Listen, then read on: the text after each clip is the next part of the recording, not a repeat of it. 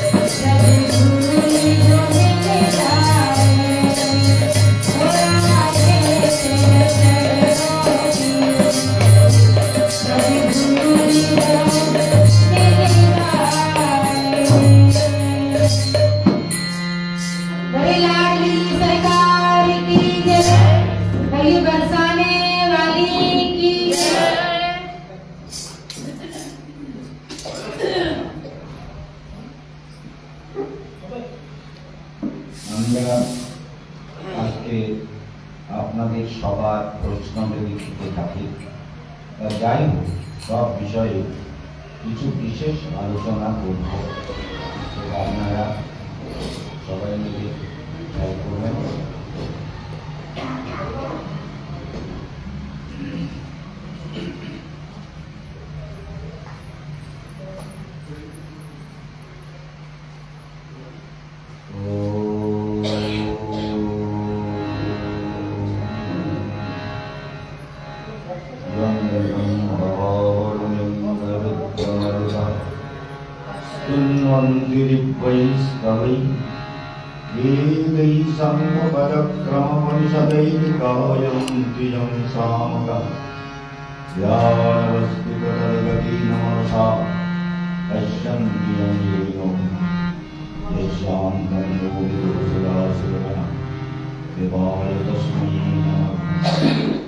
हरे राम हरे राम हरे राम जीवन करुणस्ते वनस्ते वनस्ते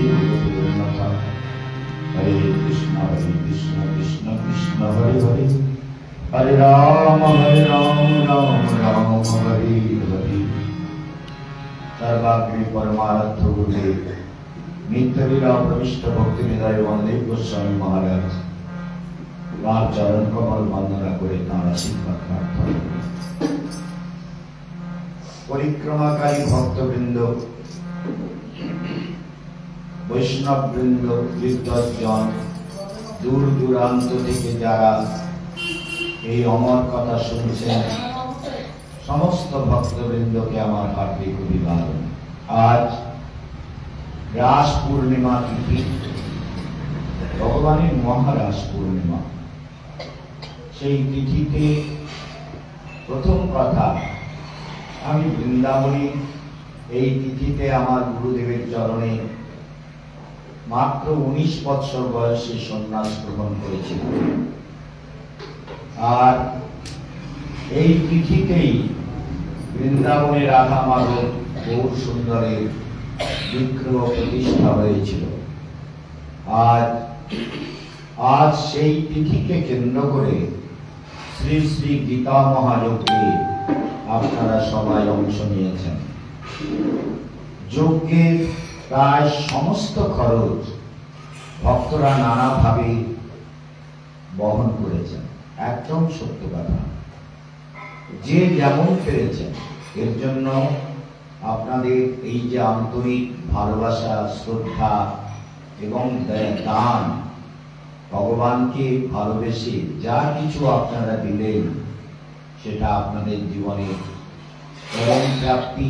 এবং আমি মনে করি মানবের জীবনে দুটো কথা, দান উচ্চ হরি কীর্তনম, কিছু দান আর হরিনাম সংকীর্তন নিরন্তর করা উচিত। সেই প্রসঙ্গে আপনাদের বলি যে বৈষ্ণব আচার্য গোস্বামীগণ যাদের নয়নের জলে আজ এই বৃন্দাবনের এত মহিমা, বলতে গেলে কি বলতে হয়, এত যে মানুষ দেখছেন, বৃন্দাবনকে যারা প্রকাশ করলেন সর্বস্ব আমি, তাদের কথা কিন্তু এরা জানি না। জানার যে এখানকার ব্রজবাসীরা সবাই জানে যে বৃন্দাবনের এত অভিব্যক্তি, এত বিস্তার, এত মহিমা। এর মুখ্য প্রচারক হচ্ছে গৌড়ীয় মঠ মিশন, ইস্কন। ইস্কন তো আমাদেরই গ্রুপে, গৌড়ীয় মঠের। এরা কিন্তু সারা বিশ্বব্যাপী ধর্মকে বিস্তার করেছে, সনাতন ধর্মকে, যা নিত্য, যা শাশ্বত, যা চিরন্তন। সেই সুন্দরতাকে যারা প্রকাশ করেছেন তারা কিন্তু গোস্বামীগণ। তারা আমাদেরকে মহাপ্রভু প্রেরণ করেছিলেন বৃন্দাবনে, যে বৃন্দাবনে আপনারাও অনেক আকুলতা ব্যাকুলতা নিয়ে, অনেক কষ্ট স্বীকার করে ব্রজধামে এসে পরিক্রমা করলেন। তার মধ্যে বহু ভক্তরা 1 মাসের বেশি হয়ে গেছে তারা আছেন। আরো 2 দিন 7-8 তারিখ পর্যন্ত লোক থাকবে। কালকে বিকেলে কিছু যাবে, আজকে রাত্রে আপনারা 62 জন লোক যাবে আজকে রাত্রে, সেই গাড়ি চলে আসবে। আর কালকে 21 জন যাবে, তারপরে 8 তারিখে 3 জন আরো যাবে, 6 জন না, তারা 6 জন আরো যাবে আমাদের। আপনাদের টিকিট কিন্তু কনফার্ম হয়ে যেত, যাদের ওয়েটিং ছিল তাদেরও কনফার্ম হয়ে গেছে, তারা সব চলে এসছে। যাই হোক, আপনারা একটু খাবড়ে টিকিটগুলো ক্যান্সেল করলেন, করার ফলে 2 দিন পিছিয়ে টিকিট করতে হলো। আর টিকিট আজকাল পাওয়া সত্যি সত্যি দুরূহ ব্যাপার। 2 মাস আগে টিকিটের ব্যবস্থা করে দিয়ে সরকার এমন সব সিস্টেম করেছে যাতে পরিক্রমা পরিচালনা করা প্রচুর কষ্টকর। এর মধ্যে একটা বিশেষ কথা হচ্ছে, আগামী বছর আমরা একটা ডেট করেছিলাম, জানি না সেই ডেটটা হবে কিনা, সেটা আপনাদের জানিয়ে দেব। আগামী বছর আমরা এতে যাব, কুরুক্ষেত্রে যাওয়ার বিরাট ইচ্ছা। অনেকে বলেছেন মহারাজ দ্বারকা করুন, কিন্তু দ্বারকায় যেতে গেলে অনেকটাই ঝামেলা, অনেক রকমের জায়গা, অনেক রকমের কিছু দেখার আছে, সেখানে ব্যবস্থাটা অনেক অদ্ভুত ব্যাপার। সেসব কারণকে কেন্দ্র করে আমার মনে হয় কুরুক্ষেত্রটা অনেকটা দর্শনে সহজ হবে। রাধা মাধবের গীতা মহাযজ্ঞ আগামী বছরেও হবে, যেটা প্রতি বছর হয়, সেটা বন্ধ করব না, সেটা কখনোই বন্ধ হবে না আশা করি, যতদিন এই ভক্তি যোগাশ্রম, এই ট্রাস্ট, এটা 80G ধারায় রেজিস্টার্ড ট্রাস্ট, ডোনেশন দিলে তার যদি সার্টিফিকেট আমরা দিই তাহলে সেটা ট্যাক্স রিলিফ হয়। তো সেই সব কারণ, সেই জন্য আগামীবার আমরা চেষ্টা করব কুরুক্ষেত্রে গীতা নিয়ে আলোচনা করা। শ্রীমদ্ ভগবদ গীতা, যে গীতা আজ আপনারা শুনলেন, গীতা বারবার বলছে মানবের চেতনাকে মানবই উন্নত করবে, আপনার সাধনাকে আপনি উন্নত করবেন। আর যদি সত্যিকারের জ্ঞানী গুরু মেলে তিনি শিষ্যের চেতনাকে ধীরে ধীরে উপরে তোলেন, তার কর্তব্য কি তার সঙ্গে নিরন্তর সম্পর্ক রাখা। সাধনাতে গোস্বামীগণের চোখের জল এই বৃন্দাবনের প্রতিটি ধূলিকণায় মিশে আছে, জানি। সেদিন যে বলছিলাম না ভগবানের দ্বাদশ আদিত্য টিলার উপরে, সনাতন গোস্বামী তিনি হুসেন শাহের প্রধানমন্ত্রী রূপ গোস্বামী, সাকর মল্লিক আর কবির খাস নামে তাদের পরিচয় করেছিলেন হুসেন শাহ। সেই যে অদ্ভুত ব্যাপার, কথাগুলি মন দিয়ে শুনবেন, তারা চলে এসেছিলেন অনেক কষ্ট করে, জানেন। সেসব কষ্টের কথা মনে করলে রূপ গোস্বামী পাঠ প্রথমে কোন রকমে তো পালিয়ে আসেন, হুসেন শাহের রাজত্ব করবেন না, মহাপ্রভু চরণে চলে আসেন। রূপ গোস্বামী বৃন্দাবনের রূপমঞ্জরি, গুরুজির লীলার সঙ্গী, কথাগুলো একটু মনে রাখবেন। আর ফোনে সবাই আপনার সাবস্ক্রাইব করে নেবেন, তাহলে আপনারা প্রোগ্রামগুলো ক্রমে ক্রমে দেখতে পাবেন। বহু কথা বলতে ইচ্ছে করে, কিন্তু আমি যদি বলে যাই আপনার আধার যতটা ততটাই তো রাখতে পারবেন। তবে এইটুকু বলি যে এটা কিন্তু গোস্বামীদের চোখের জলে ভেজানো বৃন্দাবন। কত যে কেঁদেছেন তার কোনো ঠিক নেই ভগবানের জন্য। সনাতন গোস্বামী যখন আসেন, জানেন কি হয়েছিল? সনাতন গোস্বামী, উনার এক সেবক ছিল, তার নাম ছিল ঈশান। ঈশান, হ্যাঁ। ঈশানকে নিয়ে তিনি বললেন চলো চলে যাবো রাতের অন্ধকারে। হুসেন শাহ আসতে দেবেন না। রাতের অন্ধকারে দৌড়াতে দৌড়াতে দৌড়াতে দৌড়াতে চলতে চলতে পাহাড়ের কাছে এলেন, বলে আর মুসলমানের দাসত্ব করবো না। তিনি চলে এলেন, চলে এসে একটা জায়গায় পড়ে গেলেন। কোথায়? পাহাড়ের নিচে। সমস্ত আদিবাসীদের আড্ডা, তারা সব লুটপাট করে, তাদের কাছে আবার গণক আছে, গণনা করে তারা সব বলে দেয় যে কার কাছে কি আছে। তো সনাতন গোস্বামী কিছুই নিয়ে আসেন, একটা ছেঁড়া কাপড় আর গায়ে একটা ছেঁড়া উত্তরী, কেউ চেনার উপায় নেই যে এই লোকটা প্রধানমন্ত্রী হতে পারে। নিজের সম্পত্তির অর্ধেক অংশ আত্মীয় স্বজনকে দিয়েছিলেন, আর অর্ধেক অংশ বৈষ্ণব সেবায় দিয়েছিলেন, আর অর্ধেক মানে চতুর্থাংশ দরিদ্রদের বিলিয়ে দিয়েছিলেন, কিচ্ছু রাখেননি, সব ছেড়ে চলে এসেছিলেন। প্রভু গোস্বামীও তাই। তো যখন এসেছেন তখন ওদের গণনা করে জানতে পেরেছে যে এই বাবাজির কাছে কিচ্ছু নেই, কিন্তু বাবাজির সঙ্গে যে সেবকটা আছে এর কাছে 6টা মোহর আছে, মোহর 6টা স্বর্ণ মুদ্রা। ও নিয়ে এসেছিল এই জন্য যে যাতে সনাতন গোস্বামী তাদের কোনো কষ্ট না হয়। দরকার মতো উনি তো সারা জীবন প্রধানমন্ত্রী ছিলেন, যাতে কষ্ট না পান ও লুকিয়ে 6টা স্বর্ণ মুদ্রা এনেছিল। সনাতন গোস্বামী বলছিল তোমার কাছে কিছু নেই তো? বলে না, মিথ্যে কথা বলেছিল।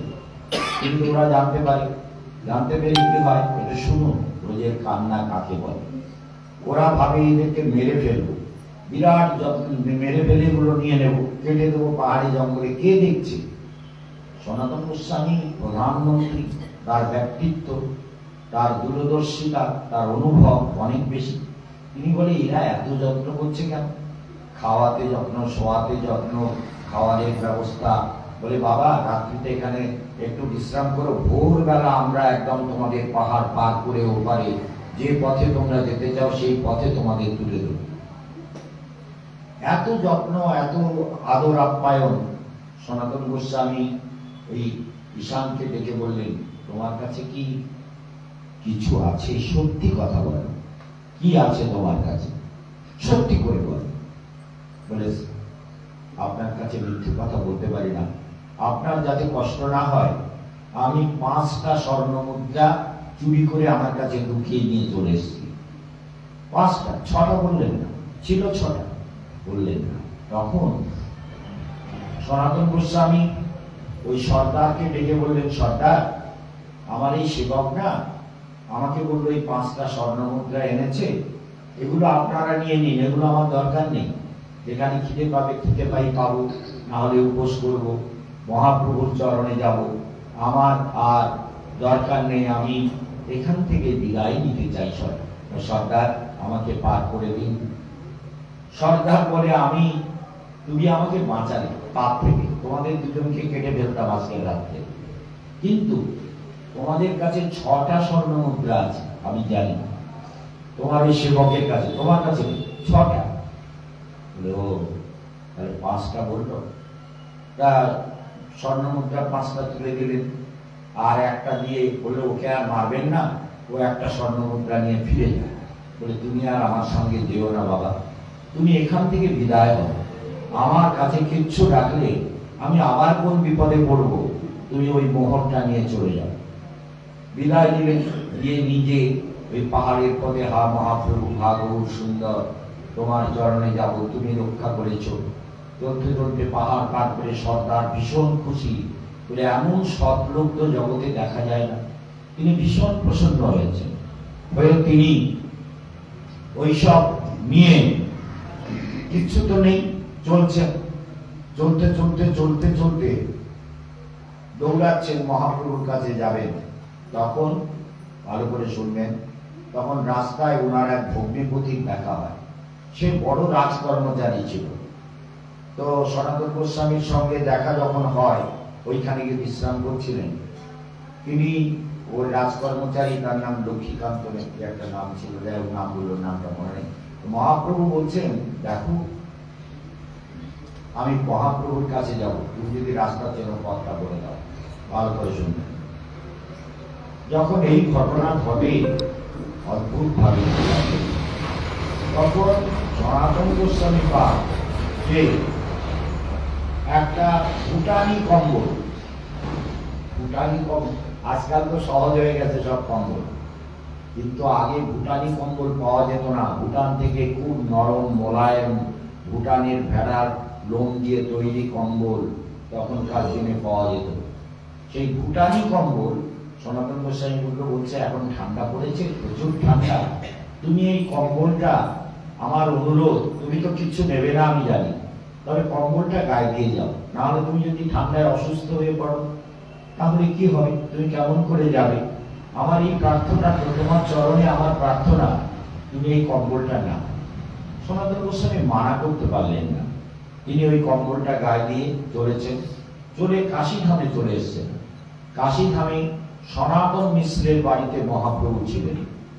সেখানে গিয়ে যখন দরজায় পৌঁছেছেন, সনাতন মিশ্র খুব বড় লোক ছিলেন, তার বাড়ির দারোয়ানরা ঢুকতে দিচ্ছে না। দেখছে একদম মুসলমানের মতো দাড়ি টাড়ি। এরকম আমাদের ক্ষেত্রেও ঘটেছিল একবার। মায়াপুরে একজন গেছে, সে আবার ভট্টাচার্য, এমন সাজে গেছে, আমরা সবাই ভাবছি মুসলমান। আমাদের রসানন্দ মহারাজ ছিলেন, দেওরে গেছেন, আমি তখন ওখানে ছিলাম।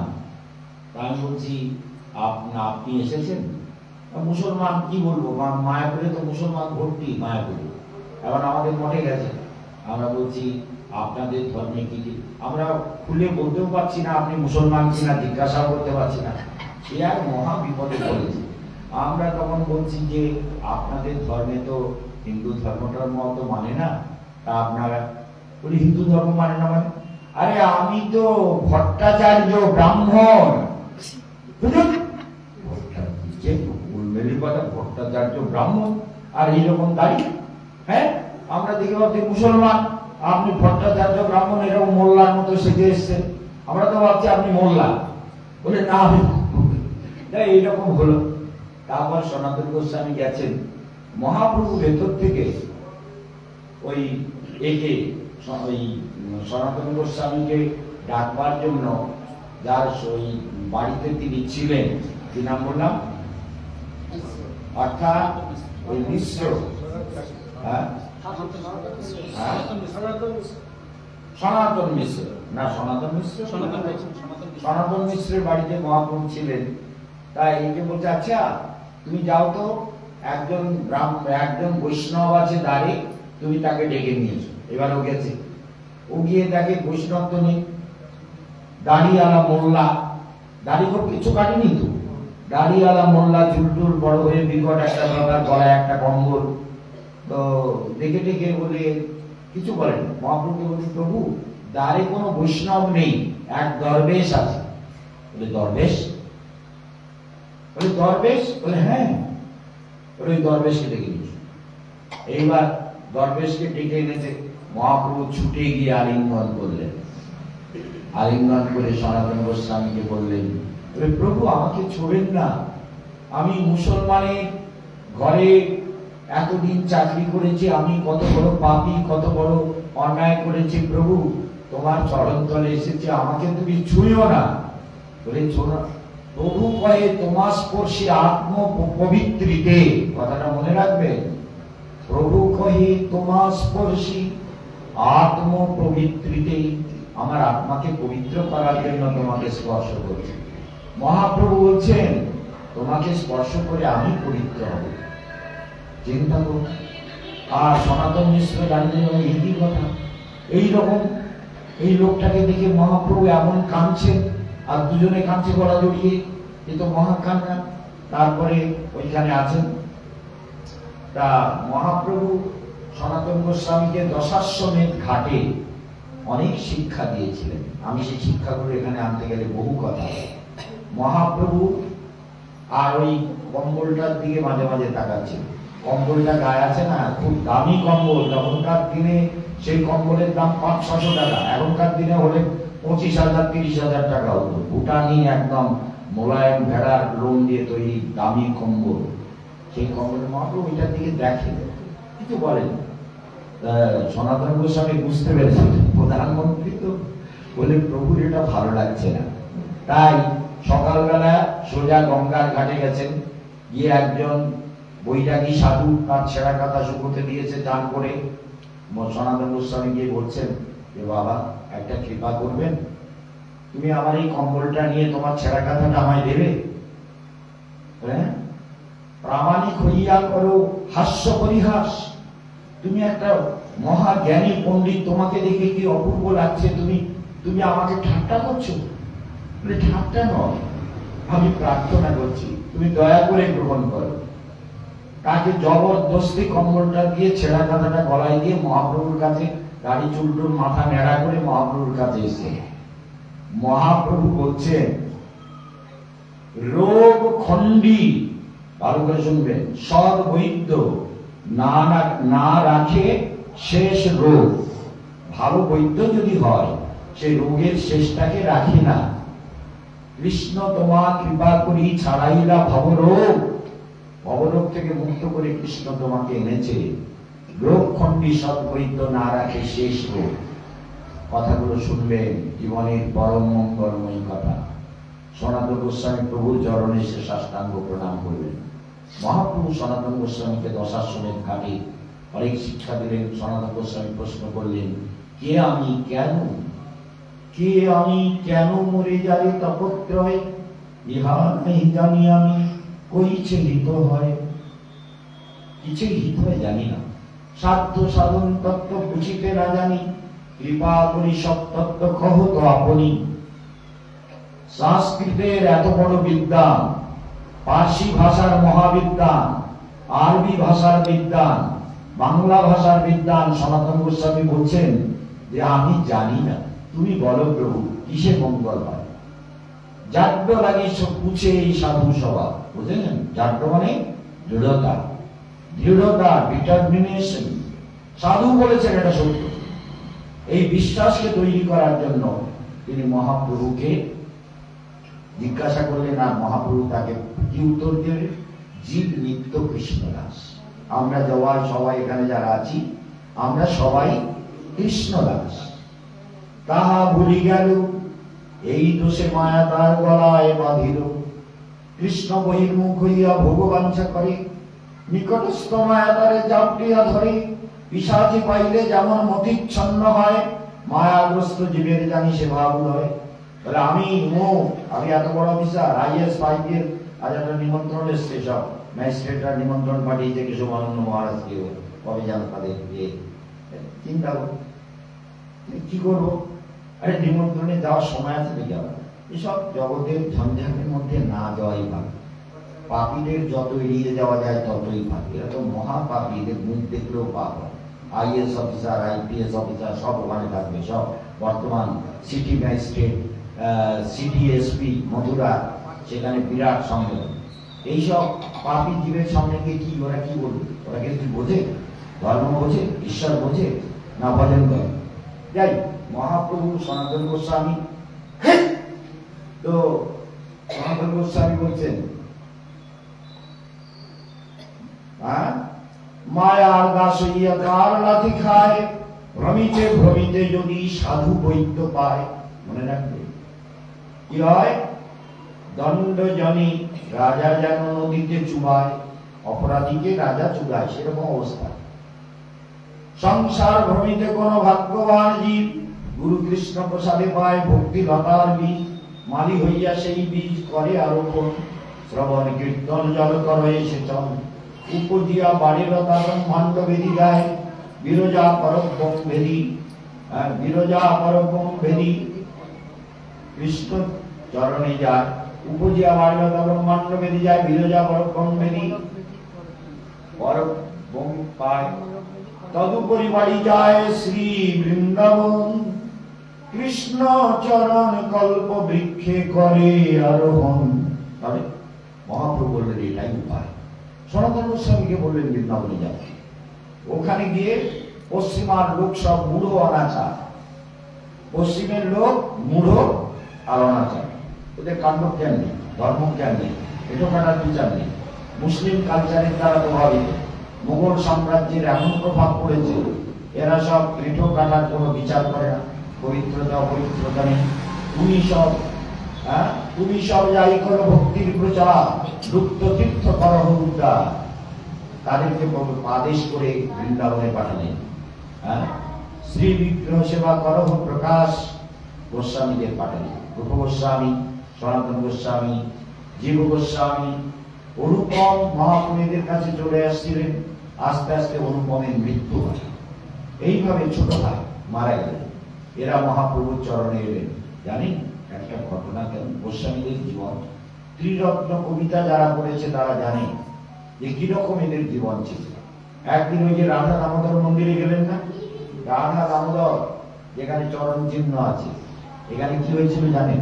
এখানে রূপ গোস্বামী পাদ ওইখানে থাকতেন। তো একদিন রূপ গোস্বামী পাদ ওখানে থাকতেন। একদিন এক কাশ্মীরি পণ্ডিত, বিরাট বিদ্যা, মহাবিদ্যা, তিনি এসছেন সারা জায়গায় পাণ্ডিত্যের দ্বারা সবাইকে পরাজিত করে রূপ গোস্বামী বৃন্দাবনে এসছে, বলে এই রূপ গোস্বামীকে যদি হারাতে পারো আমরা হার মানব। এইবার এসেছে রূপ গোস্বামীর কাছে, বলে আমি না তোমার সঙ্গে শাস্ত্রার্থ করব, তুমি যদি হারাতে পারো তুমি জয়ী, আর না হলে আমাকে বিজয়, এই আমার বিজয় যে পত্র, বিজয় পত্রে হার স্বীকার করে লিখে দিতে হবে। বলি কি বলছেন, আমি কোনো বিদ্যান নই, আমি মূর্খ, আমার শাস্ত্র জ্ঞান নেই, আমার পাণ্ডিত্য নেই, আপনি আমাকে লিখে নিন, আমি লিখে দিচ্ছি আপনাকে। জীব গোস্বামী পাশে বসে শুনছিলেন, পাশে দাঁড়িয়েছিলেন গুরুদেবের পাশে। জীব গোস্বামী তো ভীষণ পণ্ডিত, মহাবিদ্যান, জীব গোস্বামীর মতো বিদ্যান এই যুগে পাওয়া মুশকিল। তিনি যা লিখেছেন, বৈষ্ণব তিলক কাটলে কি হবে? জীব গোস্বামীর পাণ্ডিত্য, তার বিচার, তার বুদ্ধিকে যদি না জানা যায় তাহলে বৈষ্ণব হওয়া যায় না। তিনি যা করে গেছেন বৈষ্ণব জগতের জন্য, যে মহা সাহিত্য দিয়ে গেছেন, তার কোনো তুলনা নেই। তো জীব গোস্বামী শুনে টুনে বিজয় গুরুদেবের একটা শ্লোক, কুণ্ডে দণ্ড বিধিরতে লিখন্তে কুণ্ডাবলিলব্ধে কারণক্রোধ কলম্বিনী ঘনয়তে করণার্বুদিবস্পৃহাম চেতো প্রাঙ্গণ সঙ্গিনী বিজয়তে সর্বেন্দ্রিয়াণাম কৃতিম নো জানয়নি তাকে বীরম বিজয়ী স্মৃতি বর্ণতে তুণ্ডে দণ্ড বিনিরতে। এই দিব্য শ্লোক জিহ্বাকে হরিনাম মুক্ত করছে, মনে হচ্ছে যেন অসংখ্য মুখ পেলে প্রাণ করে কৃষ্ণ কীর্তন করতাম। তুণ্ডাবলী লব্ধ কর্ণ ক্রোধ কলম্বিনী ঘনয়তে, কোটি কোটি কান পেলে সেই কান দিয়ে ভগবানের নাম শুনতাম। অদ্ভুত শ্লোক, শ্লোকের ব্যাখ্যা করতে গেলে বহু সময় লাগে, এই একটা শ্লোক বলতে গেলে আর প্রোগ্রাম শেষ করেই না। তো এইভাবে জীব গোস্বামী চলে গেলেন যমুনায় জল আনতে, জল আনবার চলে কলস নিয়ে চলে গেলেন। আর পণ্ডিত বিজয় পত্র লিখে নিলেন, বলে আমি হার মানছি, আপনি পণ্ডিত, আমি অত পণ্ডিত নই, আপনি দয়া করে যান। কেন? ভজনের বিঘ্ন হবে, এর সঙ্গে বৃথা শাস্ত্রার্থ তর্ক বিতর্ক যদি করি তাহলে সাধনায়, ভালো করে বুঝবো, সাধনায় বিঘ্ন হবে। বাজে কথা বললে, বাজে চিন্তা করলে, বাজে সঙ্গ করলে সাধনায় বিঘ্ন হয়, মন মলিন হয়, সাধনা করবার চেতনা, ভাবনা, উৎসাহ থাকে না। সেই জন্য জীব গোস্বামী গেছে, জল নিয়ে আসছেন। এবার রাস্তায় পণ্ডিতকে ধরেছে, দাঁড়াও পণ্ডিত, তোমার সঙ্গে আমি শাস্ত্রার্থ করব। তোমাকে তো ওখানে ওই বাবাজির ওখানে দেখলাম, তুমি তো একটুখানি ছেলে, তুমি আমার সঙ্গে কি শাস্ত্রার্থ করবে? আগে আমাকে হারাও, আমার গুরুদেবকে জানো তুমি? কত ভাষা জানে তুমি জানো? কত বড় পণ্ডিত তুমি জানো? কত শাস্ত্রের রচয়িতা তুমি জানো? মহামূর্খ আমার সঙ্গে শাস্ত্রার্থ করে। জীব গোস্বামী পাদের সঙ্গে শাস্ত্রার্থ হয়, সংক্ষেপে বলি, শাস্ত্রার্থ করে পণ্ডিত হেরে যায়। হেরে গিয়ে অপমানিত হয়ে বিজয় পত্র ওকে দিয়ে দেয়, বলে এই নাও বিজয় পত্র, আমি আমি আমি মূর্খতা করেছি, তোমার গুরুদেবকে চিনতে পারিনি। তোমার মতো এত বিদ্বান শিষ্য যার, সে গুরুর কত বিদ্যতা থাকতে পারে, হায় হায় আমি মহাপাপে, আমাকে ক্ষমা করো। বিজয় পত্র দিয়ে পালিয়ে গেছে। এইবার রূপ গোস্বামী শাস্ত্রার্থ করতে সময় লেগেছে। এবার যেই ঘরে এসেছে বলছে, শোনো, কোথায় গেছিল? বলে জল আনতে। কি করেছো? বলে শাস্ত্রার্থ করেছি। কেন করেছো? কেন করেছো? বলে গুরুদেব, শিষ্যের সামনে যদি গুরুর অপমান হয়, শিষ্য কি তার সহ্য করা উচিত? আমি কি আপনার শিষ্য না? আপনার চরণের দাস নই? আপনি আমাকে ক্ষমা করবেন না? গুরুদেব এই কি অপরাধ? আমি আমি ওই জন্য ওকে বলে, যা করেছো ভালো করেছো। পুনরূপী গৃহে তুমি প্রতিষ্ঠা সুকরি বিষ্ঠা, শব্দটা শুনবেন, প্রতিষ্ঠা সুকরি বিষ্ঠা মাখিয়া আসিয়াছ গায়, বৃন্দাবন বৃন্দাবন বাস তোমার জন্য না জুয়ায়। হ্যাঁ, পুনরূপী গৃহে তুমি করো গমন, চিত্ত চিত্ত শুদ্ধ হইলে পরে আসিও বৃন্দাবন। গিয়ে চলে যাও দূর, আমার আমি তোমার মুখ দেখবো না, তোমার মুখ দেখবো না, দূর হয়ে যাও, এক্ষুনি চলে যাও, তোমার আমি দেখতে চাই না, একদম না। আমি বলছি হাঁটো, চলো, তোমার মুখ দেখবো না। জীব গোস্বামী গুরুদেবের তিরস্কার শুনে গুরুদেবের চরণে প্রণাম করে কাঁদতে কাঁদতে চলে গেলেন। গিয়ে ওই আয়রো গ্রাম গোবর্ধন পরিক্রমায় একটা জায়গা পড়ে, সেখানে গিয়ে গ্রামের ভেতরে একটা ঝুঁকির মধ্যে থাকতেন। আর খেতেন কি জানেন? শোনান, খেতেন ব্রজবাসীর ঘরের থেকে একটু আটা চেয়ে আনতেন, আটা। সেই আটাটাকে জলে গুলে ওই একটু করে একবার খেতেন। খেতে খেতে কি হয়েছে পরিণাম? শরীরটা জীর্ণ শীর্ণ, হাড় কটা, শরীরে কিচ্ছু নেই। ব্রজবাসীরা তাকে কত কিছু দিতে চায়, দুধ দিতে চায়, গোল দিতে চায়, মাখন দিতে চায়, রুটি দিতে চায়, সে কিচ্ছু নেয় না। সনাতন গোস্বামী রূপ গোস্বামীর কাছে এসেছে, বলে রূপ জীব কোথায়? বলে জীবকে আমি ত্যাগ করেছি। বলে কেন করেছো? বলে এই অপরাধ।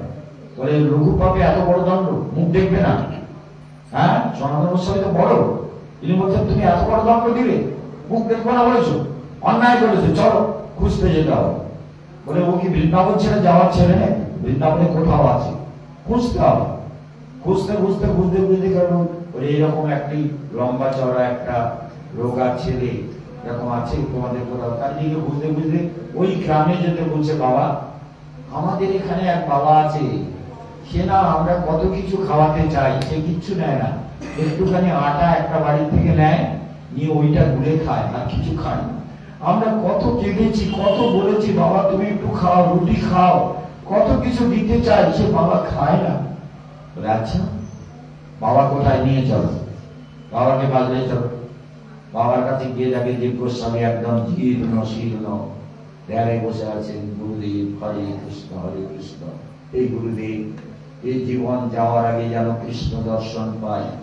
হে গুরুদেব, আপনি মুখ দেখবেন না, তাই আমি আপনার চরণে ক্ষমা প্রার্থনা করে হরিনাম করছি। গুরুদেব, আমার জীবন পর যেন গোবিন্দের চরণে পৌঁছায়।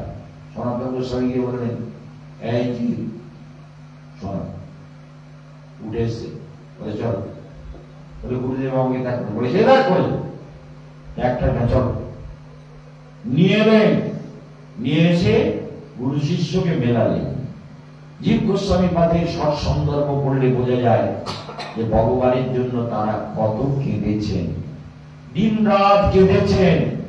তাদের চোখের জল, ওই যে রাধাকুণ্ডে যান, ওই রাধাকুণ্ড জানেন, যথা রাধা প্রিয়াম বিষ্ণু তস্য কুণ্ড প্রিয়াম তথা। রাধা যেমন ভগবানের যতটা প্রিয়তমা, রাধাকুণ্ড ভগবানের ততটা প্রিয়তমা। ওই রাধাকুণ্ড অলৌকিক, ওর ভাবটা যদি আমরা বুঝতে না পারি তাহলে রাধাকুণ্ডে গিয়ে কিছু না পাই না। ওই দেখবেন না যে গোপীনাথ মন্দিরে ঢুকলাম, প্রথমে জাহ্নবমাতা চান করতে, ওই জায়গাটা ভেঙে যাচ্ছে বলে ওটা বাঁধিয়ে দিয়েছে, ওইখানে সিঁড়ি ছিল। ওইখানে রঘুনাথ দাসের সমাধি এবং ভজন কুটি, ওইখানেই ভজন করতেন, ওইখানেই সমাধি। ওইখানে একদিন সনাতন গোস্বামী গিয়ে দেখে যে রঘুনাথ ভজনে ব্যস্ত, নিজের মনের ধ্যানে মন্ত্রে সাধনায় ডুবে আছে, আর কৃষ্ণ বাণ নিয়ে, ধনুর বাণ নিয়ে রক্ষা করছে। সনাতন গোস্বামী বললেন, এরকম ভাবে দেখো না, কৃষ্ণ তোমাকে তোমার জন্য এরকম দাঁড়পাল হয়ে থাকবে, অন্যায় কথা। তুমি একটা ঝুঁকি করে তার মধ্যে থাকো, যাতে ভগবানকে তোমার জন্য অপেক্ষা করতে না হয়, ভগবানকে তোমার জন্য এরকম করে তীর ধনুক দিয়ে ভক্তকে বাঁচাবার জন্য ভগবানকে ব্যাকুল হতে না হয়। তুমি একটা ঝুঁকি করে, ওই ঝুঁকি করে ওখানেই ছিল। এবং ওই গোপুয়াকে কাটতে গিয়ে জিহ্বা বেরিয়েছিল, সেই জিহ্বাটার মন্দির আপনাদের দেখিয়েছি, জিহ্বা মন্দির, গিরিরাজের জিহ্বা কাটতে গিয়ে গল গল করে রক্ত বেরোচ্ছিল, সেই জিহ্বা মন্দির, সেটাও আপনারা দেখেছেন। মনে রাখুন, এই বৃন্দাবন অলৌকিক, অপ্রাকৃত চিন্ময় ভূমি। গোস্বামীদের নয়নের জল, তাদের ব্যাকুলতা, তাদের অন্তরের কান্না, তাদের কৃষ্ণ বিরহ ব্যাকুলতা, তারা কৃষ্ণের নিজ পরিজন, এই বৃন্দাবনেরই। তারা তাই বৃন্দাবনকে কেঁদে কেঁদে চোখের জলে ভাসিয়েছেন। আমরা পারি না কেন? আমাদের মন বুদ্ধি চেতনা বিষয়মুখী হয়ে থাকার জন্য আমরা সেইটাকে বুঝতে পারি না। এই জন্য সাধনাতে কয়েকটা কথা বলবো। উৎসাহ, মনে রাখবেন, চতুর্থীর এক বচন, উৎসাহ। ভজনের প্রথম কথা কি? উৎসাহ। যদি ভজনে উৎসাহ না থাকে তাহলে জীবন বেকার হয়ে যাবে। উৎসাহ আর কি? নিশ্চয়া। এই জীবনে ভগবানকে পাবই পাবো। এই নিশ্চয় না থাকে। মায়েদের কথা শুনলে না খুব কষ্ট হয় আমার। মায়েরা বলে, কত ভক্তরা যে বলে, আমাদের কি হবে মহারাজ? আমরা কি এই জীবনে ভগবানকে পাবো? মনে রাখো, যার বিশ্বাস নেই সে ভগবানকে পায় না। যদি ভেতরে বিশ্বাস স্থাপিত না হয় এই জীবনেই ভগবানকে পাওয়া যায়, এই জীবনটা ভগবানের দেওয়া। তিনি আমার অন্তরে আছেন। গীতার এত শ্লোক পড়লাম, দেখলেন না? ভগবান অন্তরে বিদ্যমান। জীবকে শুধু সাবধান থাকতে হবে। মায়া পিশাচি দণ্ড করে তারে, আধ্যাত্মিকাদি তাপত্রয় তারে জানি মারে। মহাপ্রভুর উত্তর, এই দোষে মায়া পিশাচি দণ্ড করে তারে। কোন দোষে? কৃষ্ণ ভুলে গেছে, আর কোন কারণ? কৃষ্ণকে ভুলে গেছে। আর অবিশ্বাস, অবিশ্বাস হৃদয়ে বিদ্যমানা। অবিশ্বাস হৃদয়ের মধ্যে বাসা বেঁধে আছে। এই অবিশ্বাসের জন্য জীবের জীবনে যথার্থ কল্যাণ হয় না। এই জন্য অবিশ্বাস আমাদের সাধন পথের মহা প্রতিবন্ধক। সেই জন্য নিশ্চয় করো, নিশ্চিত ভগবানকে পাওয়া যাবে। ধৈর্য, আর তার জন্য ধৈর্য ধারণ করো। ধৈর্য কেন পাবো না? যেতে যাই, আকুল হয়ে তার জন্য ভাবি, তাহলে দেখা যাক পাওয়া যায় কিনা।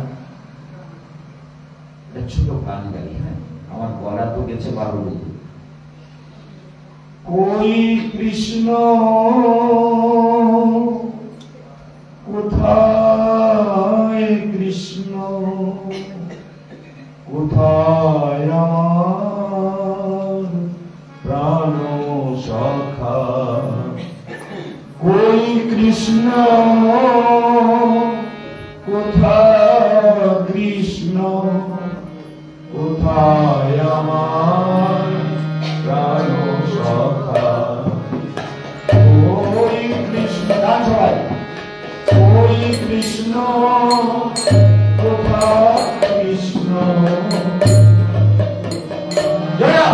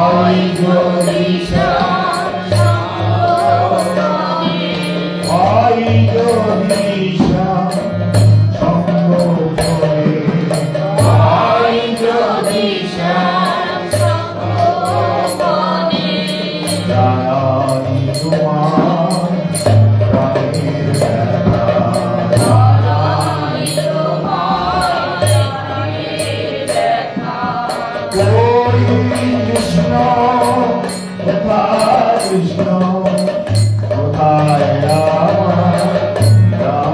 সরকার কৃষ্ণ কৃষ্ণ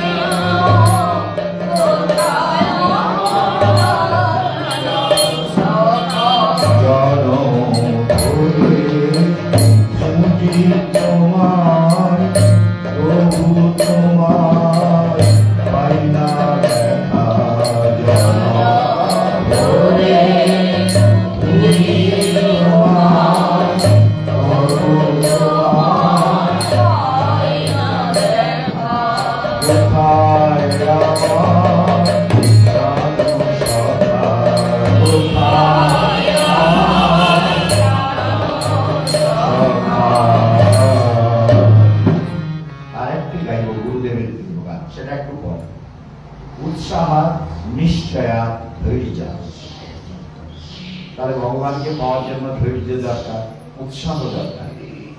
আর তত্তৎ কর্ম প্রবর্তন, যে কর্মে তারা ভগবান সন্তুষ্ট হবেন, যে কথা বললে হৃদয় পবিত্র হবে, যে কথা বললে বায়ুমণ্ডল পবিত্র হবে, যে কথা বললে পৃথিবী পবিত্র হবে, যে কথা বললে মন পবিত্র হবে, এমন কথা।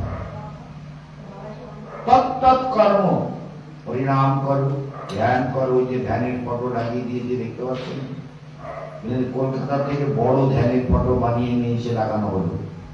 সব একদম মূলাধার থেকে সহস্রার পর্যন্ত এটা ভগবানের মন্দির।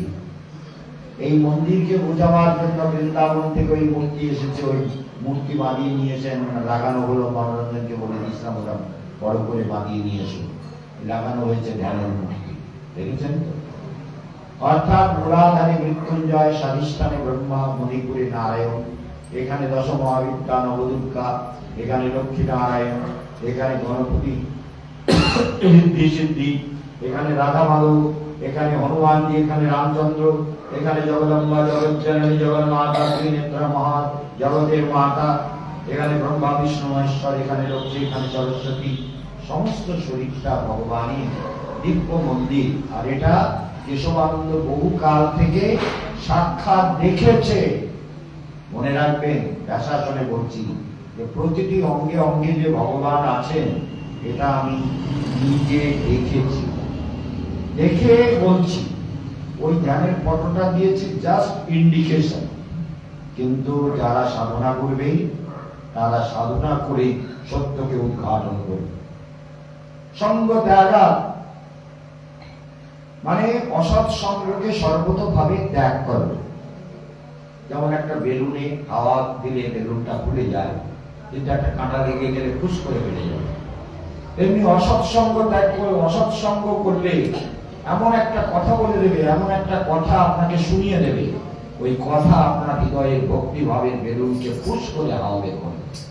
সেই জন্য অসৎ সঙ্গ ত্যাগ, সঙ্গ ত্যাগা আর শতবৃত্তি, ষড়বীর ভক্তি প্রসিদ্ধ।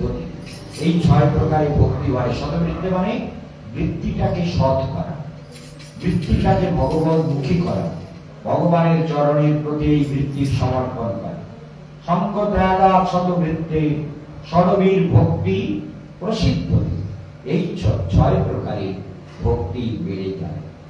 সেই জন্য প্রাণ খুলে যদি ভগবানকে এই যে বৃন্দাবন পরিক্রমা করলেন, আগামী বছর এই পরিক্রমার প্ল্যানটা এমন ভাবে করব যাতে শীতের সময় পরিক্রমাটা হয় এবং যাতে টিকিটটা সহজে পাওয়া যায়, সেরকম প্ল্যান একটা করে কুরুক্ষেত্রে গিয়ে আমরা কয়েকদিন হরিকথা, তারপরে তার আগে আমরা এখানে রাধা মাধবের গীতা যজ্ঞ করে তারপরে যাব। গীতা যজ্ঞ করে আর ভক্তদের নিয়ে এসে পরিক্রমা করাবো। কেন বলুন তো? পরিক্রমা যদি পরে করাই তাহলে কি হবে? পরিক্রমাটা আপনারা করতে পারবেন।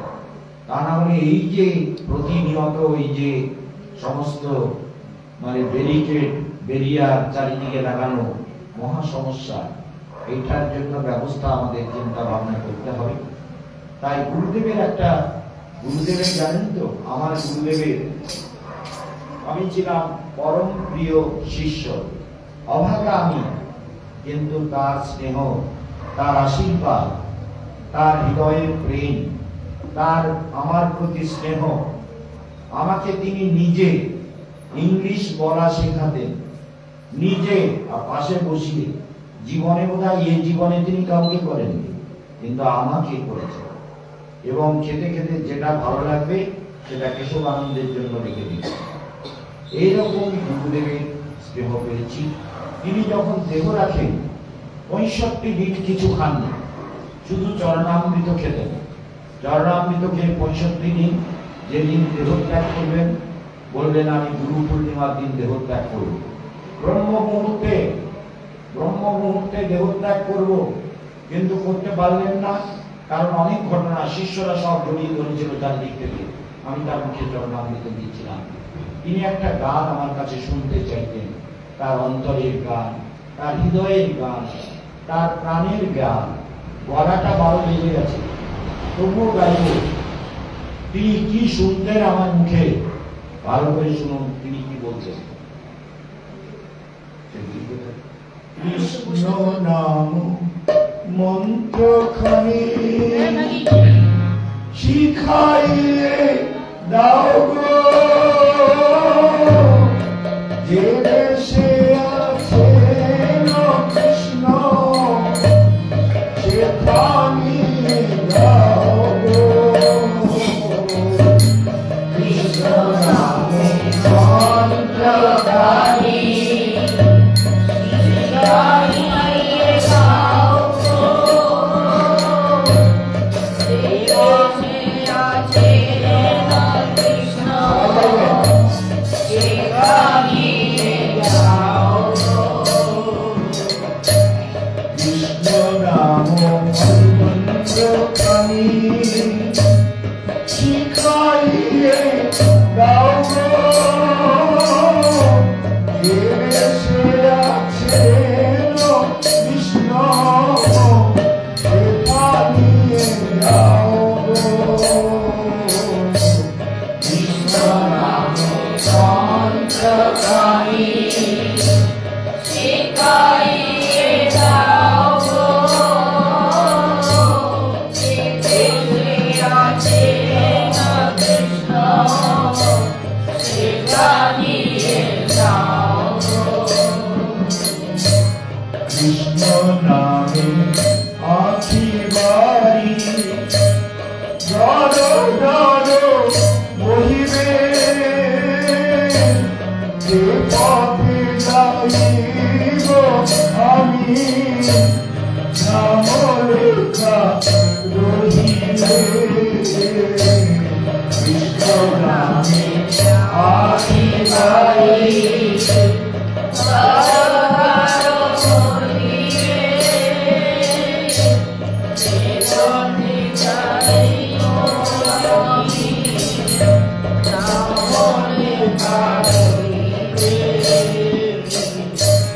কৃষ্ণ নামে আখি বাড়ি দর দর বহিবে, এ পথে যাইব আমি নাম লেখা রহিবে। কৃষ্ণ নামে আখি বাড়ি দর দর বহিবে, এ পথে যাইব আমি নাম লেখা রহিবে। আমার নয়ন জলে নাম লেখা রহিবে, আমার নয়ন জলে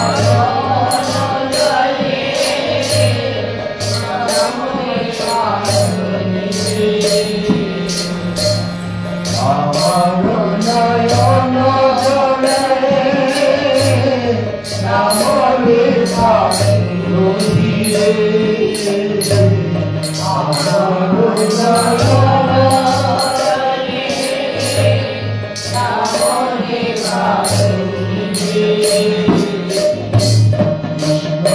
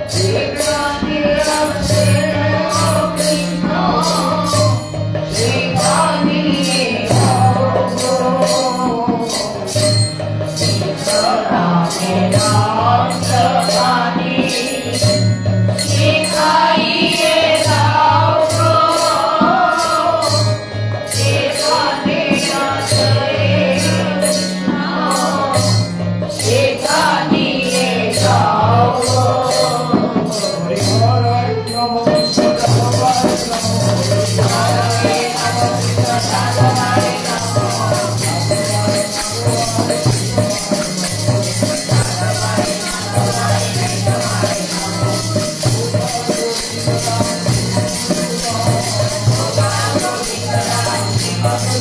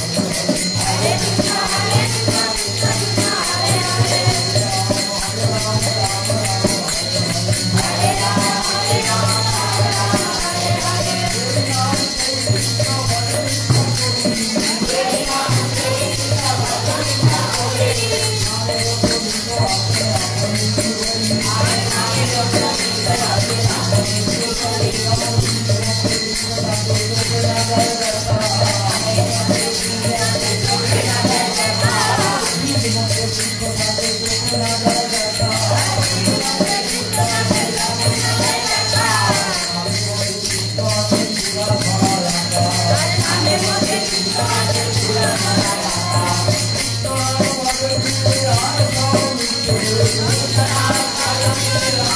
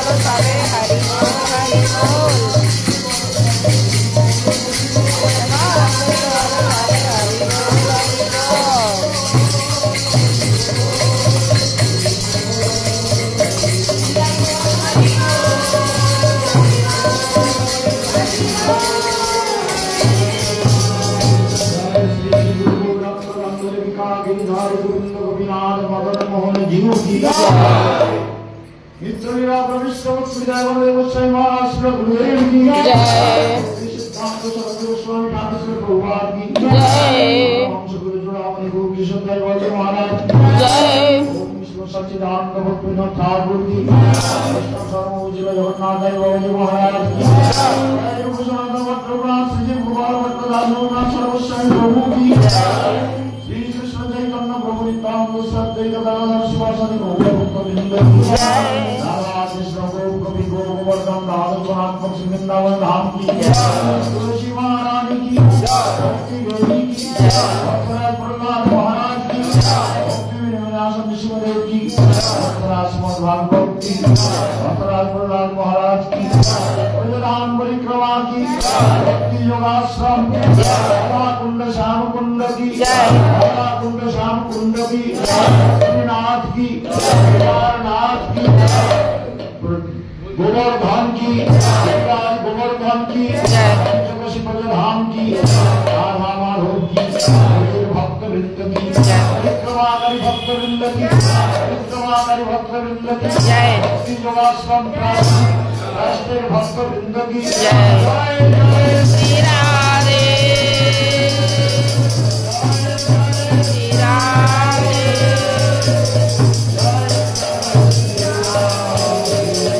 परमाराध्य श्रील गुरुदेव स्वामी केशवानंद महाराज जी की